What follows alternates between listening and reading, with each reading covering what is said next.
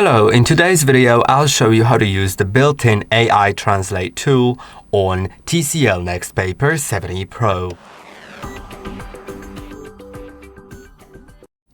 To do it, slide from either of the sides of the screen towards the center and hold for a moment.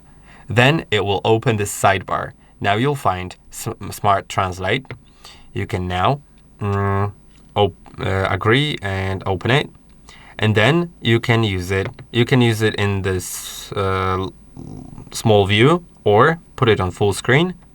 And then you can select the languages.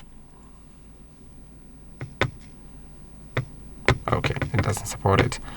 Yeah, there's not many languages, to be honest, but there are a few. And you could select them, of course.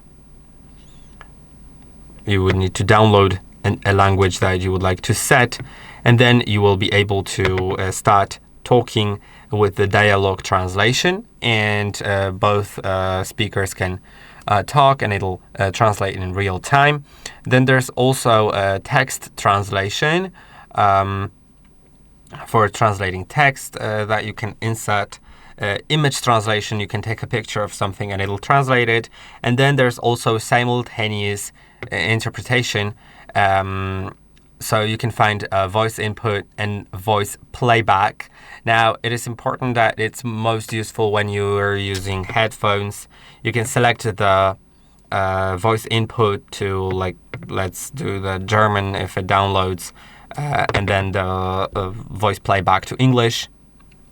And then I could click on start, and when someone was saying something, or if I was watching TV in a different language abroad, for example, and I wanted to know what they were saying, I could just start playing it and it would play on my headphones, like translating simultaneously. So that is the thing. You can also enable the Smart Translator by just going to all apps, but I think it's just very convenient to open it that way. So there are just these two options. I hope that this video was helpful. Don't forget to like and subscribe, and I'll see you in the next one.